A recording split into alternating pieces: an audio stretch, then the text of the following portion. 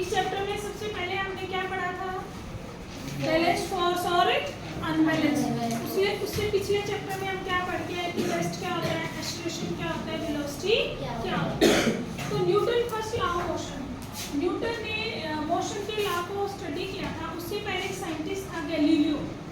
उसकी मान लो कोई इंक्लाइन प्लेन है, इंक्लाइन समझ रहे हो, ऐसे तिरछा जो नीचे की तरफ आता है, और दूसरा भी ये क्या है, इंक्लाइन प्लेन। मान लो कोई एक बॉल यहाँ से रिलीज की जाए, बॉल यहाँ से रिलीज की जाए, तो ये जितनी हाइट से यहाँ पर नीचे आएगी सेम उतनी ही हाइट तक ये ऊपर जाएगी। ये गैलीलियो ने कहा था। ये कह रहे हैं अगर कोई भी अनबैलेंस्ड फोर्स ना हो, आपको पता है कि कोई भी चलती हुई अगर कोई ऑब्जेक्ट मोशन में है तो धीरे धीरे उसकी मोशन रिड्यूस हो जाती है, रुक जाता है due to frictional force. Frictional force एक अनबैलेंस्ड फोर्स है जो ऑटोमेटिकली अपोजिट टू डायरेक्शन आपको काम करता है। अगर मान लो हम इधर जा रहे हैं तो फ्रिक्शनल फोर्स हमारा इधर काम करता है। जैसे हमने एक क्लास में पढ़ा था, फ्रिक्शनल हमारे लिए हेल्पफुल भी है और उसकी एडवांटेज भी है और डिसएडवांटेज। एडवांटेज तो ये है अगर फ्रिक्शनल फोर्स नहीं होता we are not able to write on the blackboard copy, ठीक है, हम ब्रेक अप्लाई नहीं कर सकते थे। डिसएडवांटेज क्या है, फ्रिक्शनल फोर्स की वजह से वेयरिंग एंड टेयरिंग होती है, जो मशीन है उसके पार्ट घिस जाते हैं और ज़्यादा एनर्जी अप्लाई करनी पड़ती है। तो गैलीलियो ने कहा कि मान लो हमारा कोई स्मूथ सरफेस, मार्बल सरफेस है, अगर इस ऑब्जेक्ट को h हाइट से रिलीज किया गया है तो वो दूसरी साइड भी h डिस्टेंस को ट्रेवल करेगी। मान लो इस एंगल को आप डिक्रीज करते जाओ और धीरे धीरे ये फ्लैट क्या होगा, मतलब जीरो एंगल कर दिया तो भी ये मार्बल आपका सेम हाइट तक ही जाएगा। अगर हम एक्सटर्नल फ्रिक्शनल फोर्स को क्या कर दें, डिक्रीज कर दें। ये उसने आइडिया दिया था गैलीलियो ने। क्या दिया था गैलीलियो ने? इसी आइडिया को आगे स्टडी किया था न्यूटन ने और उसने मोशन और फोर्स के बारे में बताया था। और वो क्या दिया उसने, सबसे पहले फर्स्ट लॉ ऑफ मोशन।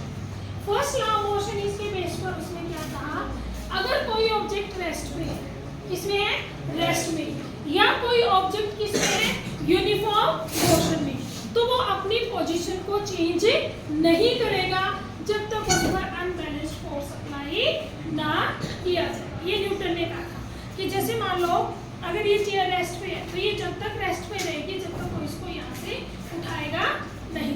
अगर कोई चीज मोशन में है तो वो मोशन में ही रहेगी, यूनिफॉर्म मोशन में रहेगी जब तक अगर उस पर एक्सटर्नल फोर्स अप्लाई ना हो। मान लो पूरा हम ऐसा एनवायरनमेंट क्रिएट कर दे वैक्यूम जिसमें ना ग्रेविटेशनल फोर्स हो ना ही फ्रिक्शनल फोर्स हो, और किसी चीज को मोशन में अगर हम छोड़ देंगे तो वो मोशन में ही चलती रहेगी, अपने आप स्टॉप नहीं होगी।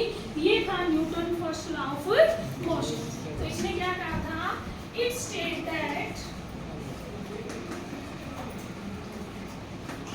if an object is uniform motion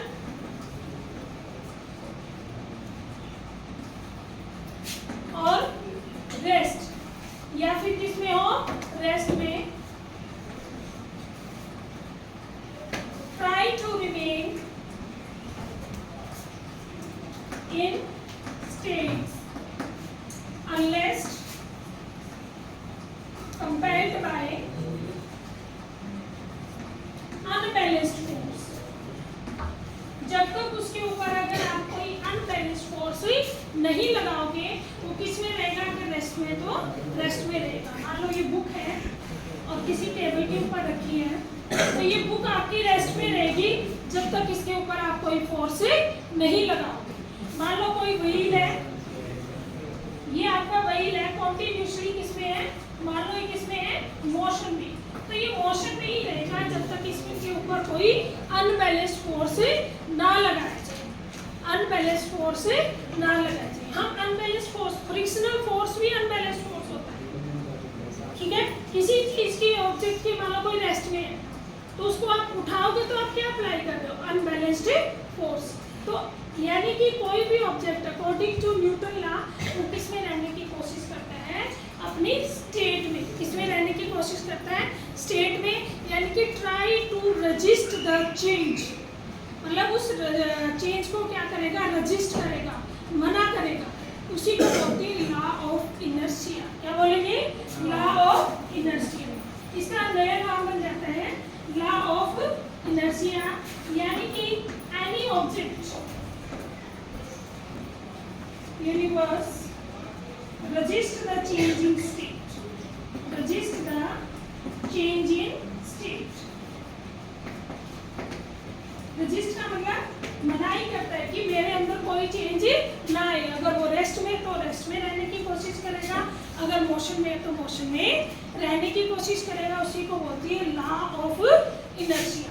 और it depend upon the mass of object. Inertia किस पे डिपेंड करेगा? Mass of object. यानी कि हम कह सकते हैं कि जैसे एक मान लो फुटबॉल है और उसी सेम साइज का क्या आपका पत्थर है, तो दोनों को आप अगर किक करोगे तो आपको चोट लगेगी किसमें? पत्थर में, क्योंकि पत्थर का मास क्या है? ज्यादा है, इसलिए उसका इनर्शिया भी क्या हो जाएगा? ज्यादा। तो इनर्शिया किस पे डिपेंड करता है? मास पे। अगर कोई ऑब्जेक्ट है जिसका मास ज्यादा है तो उसका इनर्शिया भी क्या रहेगा? ज्यादा। अगर आपको बोला जाए आप एक साइकिल को पुल करो और दूसरा आप एक ट्रेन के डिब्बे को खींचो, तो आप किसको आसानी से खींच सकते हो? साइकिल, क्योंकि ट्रेन का डिब्बा भारी है, उसका मास ज्यादा है, इसलिए उसका इनर्शिया भी क्या होगा? ज्यादा। मान लो 5 रुपए का कॉइन है, 10 रुपए का कॉइन है, तो किसका इनर्शिया ज्यादा होगा? 10 रुपीज कॉइन का इनर्शिया क्या होगा? ज्यादा। यानी कि इनर्शिया किस पर डिपेंड करेगा? आपका मास ऑफ अ ऑब्जेक्ट। किस पर डिपेंड करेगा? Mass of a object. Greater the mass greater is the inertia. अब आप बोलोगे कि मैम जो फर्स्ट लॉ ऑफ मोशन है इसकी क्या एप्लीकेशन है हमारी डेली लाइफ में, कि डेली लाइफ में फर्स्ट लॉ ऑफ मोशन कहाँ पर यूज होता है? सभी लोग आप बस में बैठे हो, जब हम बस में बैठते हैं, बस किसमें होती है? रेस्ट। किसमें होती है? रेस्ट। जैसे ही बस स्टार्ट होती है, चलना स्टार्ट होती है, तो हमें क्या पीछे की तरफ झटका लगता है नहीं? बोलो, अचानक से बस स्टार्ट हो जाती है तो हमें पीछे की तरफ ऐसे झटका लगता है, तो वहां पर कौन सा लॉ काम कर रहे हैं? First law of motion. कैसे? जैसे देखो हम रेस्ट में थे, बस भी किसमें थी? रेस्ट। पर जैसे ही बस स्टार्ट हुई तो जो हमारे पैर थे वो बस के टच में थे, वो किसमें आ गए? मोशन में। पर जो पूरी बॉडी है, upper part of body try to remain in rest. ऊपर वाला पार्ट किस में कोशिश करता है? रेस्ट में रहने की कोशिश करता है, और इसीलिए हमें पीछे की तरफ झटका लगता है। We fall backward. हम किस तरफ जाते हैं? बैकवर्ड। तो यहाँ पर कौन सा लॉ फॉलो हुआ? First law of motion. कौन सा फॉलो हुआ? First law of motion. अब मान लो बस आराम से चल रही है और अचानक से कुछ भी आ जाए आगे और ड्राइवर ने ब्रेक लगा दिया, अगर हमने नहीं पकड़ा हो आगे फिर होता है नहीं, है ना? वी फॉल फॉरवर्ड, हमें आगे की तरफ धक्का लगता है। ये तो नेचुरल फिनोमिना, सबने फील किया है या नहीं? बोलो। अब क्यों? अब पूरी बॉडी बस किसमें है? मोशन में। अप्लाई किया, जैसे ही ब्रेक अप्लाई किया, पैर किसमें आ गए? रेस्ट में। पर ऊपर वाला पार्ट किसमें ट्राई करता है? Try to remain in motion. तो इसलिए हमें आगे की तरफ झटका लगता है। तो यहाँ पर कौन सा लॉ फॉलो है? First law of motion. यानी कि हमारी बॉडी क्या कर रही है? जब मोशन में है तो किसमें रहने की कोशिश कर रही है? मोशन में। और जब रेस्ट में है तो किसमें रहने की कोशिश करती है? रेस्ट में। मतलब हम बैठे थे, बस स्टार्ट नहीं की, तो हमें झटका क्यों लगा? पैर तो मोशन में आ गए, पर बॉडी ने उस जो चेंज को क्या है? रेजिस्ट किया। क्या किया? रेजिस्ट किया कि मुझे रेस्ट में ही रहना है, इसीलिए हमें पीछे की तरफ झटका लगा। समझ आया नहीं? बोलो। जैसे लोग घूमने जाते हैं ट्रिप वगैरह पे, आपने देखा होगा बस है या कार है, उसकी छत के ऊपर सामान को बांध दिया जाता है। क्यों? क्योंकि आपको पता है, मान लो गाड़ी स्पीड से चल रही है और अगर ब्रेक लगाया, सामान नहीं बांधेंगे तो वो सारा क्या होगा? आगे गिरेगा। Due to first law of motion. Due to first law of motion, क्योंकि गाड़ी स्पीड से चली है, सामान भी किसमें आ गया? मोशन में। वो कह रहा है मुझे मोशन में ही रहना है, आगे अप्लाई क्या कर दिया? ब्रेक। तो गाड़ी तो किसमें आ गई? रेस्ट में। पर सामान किसमें रहने की कोशिश करेगा? मोशन में। तो वो आगे गिर जाएगा, इसलिए उसको बांध के रखते हैं। क्लियर है? समझ में आया कि न्यूटन फर्स्ट लॉ हमारी डेली लाइफ में कहाँ पर यूज होता है। अगर मान लो आपको बोला जाए आप रेस लगाओ, आप रेस लगा रहे हो और आपको एकदम बोल दिया जाए कि रुक जाओ एकदम, आप एक जगह रुक सकते हो? नहीं रुक सकते ना। क्यों? अगर आप रुक गए तो आगे आपका मुंह लगेगा, जाके लगेगा ही नहीं। क्यों? पैर तो आपके रेस्ट में आ गए और बॉडी किस में है? मोशन में। तो हम आगे की तरफ गिर सकते हैं। आपने देखा हो कई बच्चे जैसे बस स्लो होती है, मतलब स्टूडेंट लाइफ में हम क्या करते हैं, बस से जैसे ही जंप करते हैं चलती हुई बस से, तो कुछ देर तक वो भागते हैं, चलते हैं नहीं। तो ऐसा क्यों नहीं कि अगर वो बस से जंप कर गया नीचे जमीन पे तो एक जगह क्यों नहीं खड़ा हो? हाँ, क्योंकि अगर एक जगह वो खड़ा हो गया उसको मुंह लगेगा आगे जाके। क्यों? Due to first law of motion. Bus move थी, उसका पूरा शरीर भी किसमें था? मोशन में। जैसे ही उसने क्या किया, चलती हुई बस से उतरने की जंप की कोशिश की, तो उसके पैर किसमें आ जाएंगे? रेस्ट में, और बॉडी किसमें रहेगी? मोशन में। तो वो गिर सकता है, उससे बचने के लिए वो थोड़ा थोड़ा साथ साथ दौड़ता है। समझ में आया? तो Newton first law of motion हमारी डेली लाइफ में यूज होता है।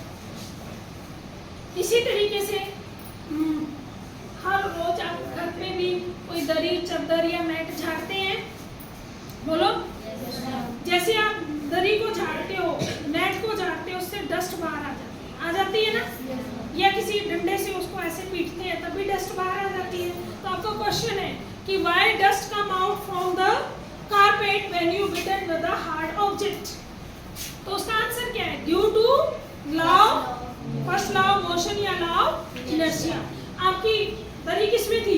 रेस्ट में। जैसे आपने उसको हिलाया तो दरी किसमें आ गई? मोशन में। But dust particle try to remain in rest, तो इसलिए वो उससे अलग हो गया।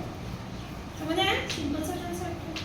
कोई पेड़ है, अचानक ही जाके उसकी टहनियों को, ब्रांच को क्या करो, हिलाना शुरू कर दो, शेकिंग कर दो, तो कुछ पत्ते आपके नीचे गिर जाते हैं। गिरते हैं नहीं? सबने देखा होगा नेचुरल फिनोमिना है, वहां पर भी कौन सा लॉ यूज हो रहा है? Due to first law of motion. क्यों? जैसे आपने अचानक से ब्रांच को हिलाया तो ब्रांच किस में आ गई? मोशन में। पर जो लीफ है they try to remain in rest. आपका कौन सा लॉ यूज हुआ? First law of motion. Clear है सभी को? इसी का नाम क्या है? First law of inertia. जिसका मास ज्यादा है उसका इनर्शिया भी क्या होगा? ज्यादा। किसी को कोई डाउट?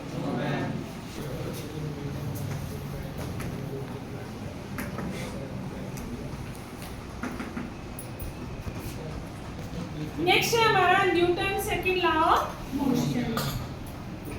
ये क्या कहता है? न्यूटन ने सेकंड लॉ में क्या बताया कि मान लो कोई ऑब्जेक्ट है, मान लो कोई ऑब्जेक्ट है, मान लो वो रेस्ट पे था और उसके ऊपर एक फोर्स अप्लाई किया और उसकी वेलोसिटी क्या होगी? v। अगर किसी ऑब्जेक्ट के ऊपर आप फोर्स अप्लाई कर रहे हैं अनबैलेंस्ड फोर्स, तो उसके अंदर क्या आ जाता है? Change in velocity. क्या आ जाता है? Change in velocity. और हमने पढ़ा है कि चेंज इन वेलोसिटी क्या होता है? एक्सेलरेशन। क्या होता है? एक्सेलरेशन। अगर हमने मान लो किसी की स्पीड ज्यादा करनी है, किसी की स्पीड ज्यादा बढ़ानी है, वेलोसिटी को इंक्रीज करना है, तो हमें फोर्स को भी इंक्रीज करना पड़ेगा। यानी कि velocity depend upon the force. Velocity depend upon the force. For example आप ये देखो कि मान लो कोई टेनिस बॉल से खेल रहा है। किससे खेल रहा है? टेनिस बॉल से।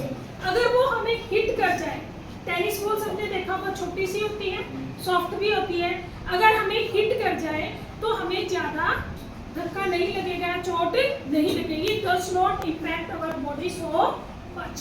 पर एक फास्ट मूविंग क्रिकेट बॉल आ रही है और हमें टच कर जाए या लग जाए तो आपको पता है कई बार तो डेथ भी हो सकती है इंसान की और उसको ज्यादा इंजरी भी हो सकती है। तो जो क्रिकेट बॉल है वो क्या है? हार्ड भी है, उसका मास भी क्या है? ज्यादा, और वो फास्ट मूविंग आ रही है। क्या आ रही है?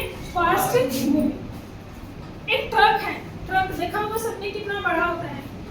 मान लो वो सिर्फ उसकी स्पीड है 5 किलोमीटर पर आवर, मतलब बहुत धीरे धीरे चल रहा है, बहुत धीरे धीरे चल रहा है। अगर उसके रास्ते में कोई आ जाए तो वो उसको कुचल देगा, उसकी डेथ भी हो सकती है। ट्रक कद कितना बड़ा है, बहुत ज्यादा, पर उसकी स्पीड क्या है, कम, तो भी उसका इम्पैक्ट क्या है, बहुत ज्यादा। बुलेट से जब गोली निकलती है, गन से बुलेट निकलती है, साइज में क्या होती है, बहुत मार सकती है, इसका मास क्या है, बहुत ही कम, पर यहाँ पर इसकी वेलोसिटी क्या है, ज्यादा, क्योंकि आपको पता है गन कितनी स्पीड से आती है। अगर किसी ऑब्जेक्ट का मास ज्यादा है और वेलोसिटी कम है तो भी उसका इम्पैक्ट अलग होगा, या हम कह दें किसी की मास कम है पर वेलोसिटी क्या है, बहुत ज्यादा है, तो उसका इम्पैक्ट भी क्या होगा, बहुत ज्यादा। तो हम कह सकते हैं कि जो फोर्स है कि वो कितना इम्पैक्ट करेगी किसी भी ऑब्जेक्ट को, वो कंबाइंड क्वांटिटी है। क्या है, कंबाइंड क्वांटिटी है, प्रोडक्ट है। किसका प्रोडक्ट मतलब होता है गुना, मास इनटू वेलोसिटी। किसका है, मास इनटू वेलोसिटी। दोनों को कंबाइन करने से उसके ऊपर कितना इम्पैक्ट पड़ेगा, वो एक नई क्वांटिटी आ जाती है और उसको बोलते हैं मोमेंटम। क्या बोलेंगे, मोमेंटम। इसको लिखते हैं पीसी। इसके बारे में बताया था न्यूटन ने। क्या बताया था, न्यूटन ने। जैसे कि मान लो एक ट्रक है और उसकी वेलोसिटी कितनी है, 5 किलोमीटर पर इसका मास क्या है, बहुत ज्यादा। एक बुलेट है जिसका मास क्या है, बहुत कम, और उसकी वेलोसिटी क्या है, मान लो 270 किलोमीटर पर आवर, बहुत ही ज्यादा हाई वेलोसिटी। मास ज्यादा हो, वेलोसिटी कम हो, तो भी इसका इम्पैक्ट क्या है, ज्यादा, या वेलोसिटी ज्यादा हो, मास कम हो, तो भी इम्पैक्ट क्या है उसका, ज्यादा। यानी कि उसके कितना इफेक्ट डालेंगे ऑब्जेक्ट के ऊपर, वो एक कंबाइंड क्वांटिटी पे डिपेंड करती है, जो प्रोडक्ट होता है मास इनटू वेलोसिटी, और उस नई क्वांटिटी को बोलते हैं मोमेंटम। क्या बोलेंगे, मोमेंटम। तो यहाँ से नया फार्मूला आ गया mv, p इक्वल टू क्या हो गया, मास इनटू वेलोसिटी। और यही था हमारा सेकंड लॉ ऑफ न्यूटन। क्या था, सेकंड लॉ ऑफ न्यूटन। समझ में आया। आगे इसका आता है mathematical expression for the Newton second law. इसका फार्मूला कैसे निकालना है वो ध्यान से देखना। हमारा भी मोमेंटम, और ये किसका प्रोडक्ट है, मास इनटू वेलोसिटी। तो p इक्वल टू mv। आपको पता होगा मास की यूनिट क्या होती है, किसमें मेजर करते हैं, केजी, और वेलोसिटी क्या होती है, मीटर पर सेकंड। तो मोमेंटम की यूनिट क्या होगी, केजी मीटर पर सेकंड। पर को मतलब -1 डिवाइड में। क्लियर है। तो ये यूनिट होगी मोमेंटम की। किसकी होगी, मोमेंटम। अब नेक्स्ट आपका आता है मैथमेटिकल एक्सप्रेशन।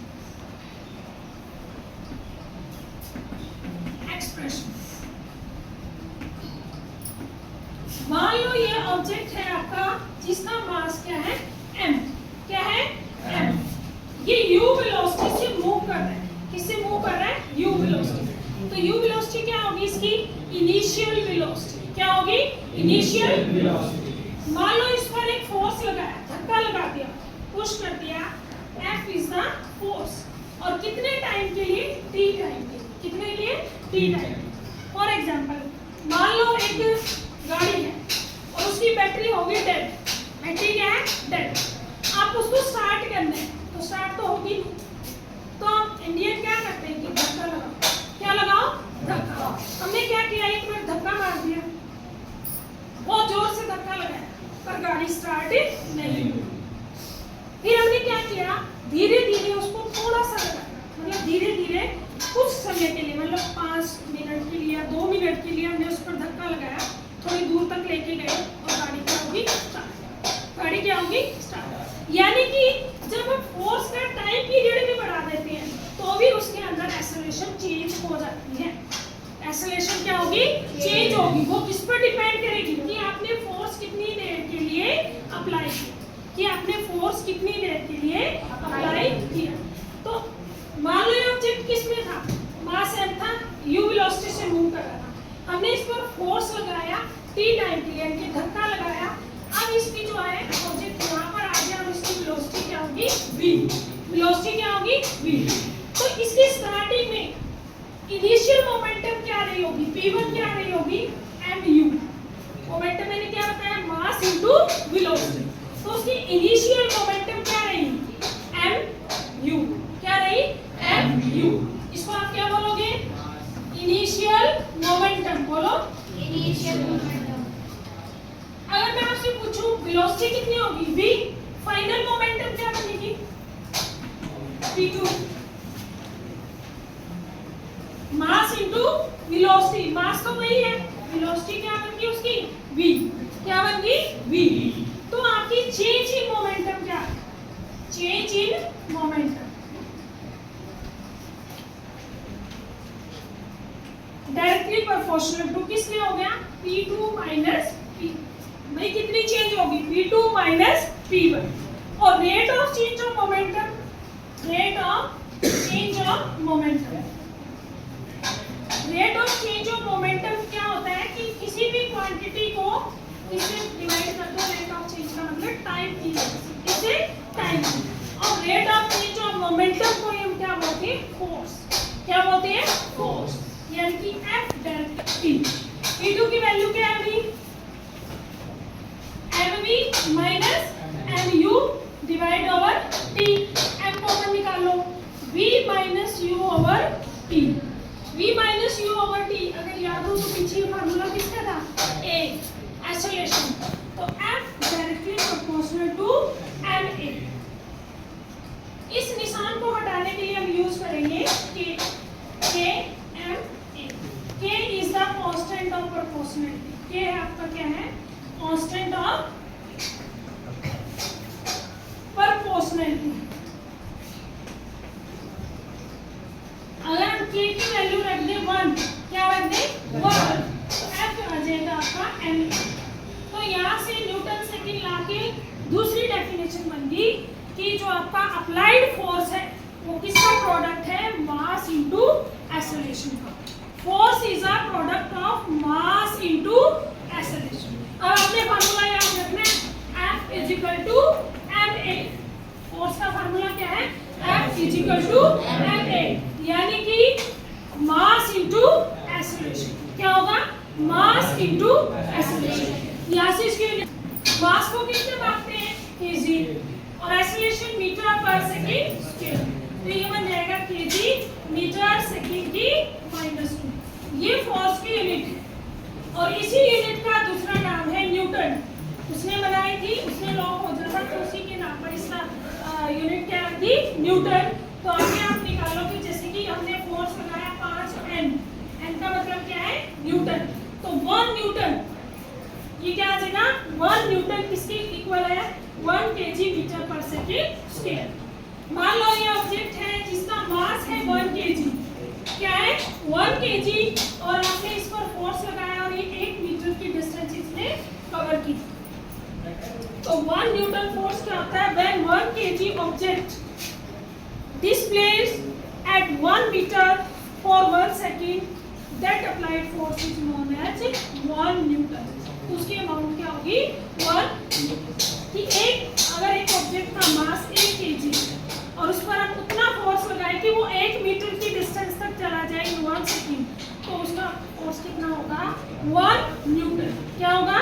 1 न्यूटन। तो हमने पढ़ लिया सेकंड लॉ ऑफ मोशन। तो सेकंड लॉ ऑफ मोशन में हमारे दो फार्मूले आ गए। मोमेंटम का फार्मूला क्या था?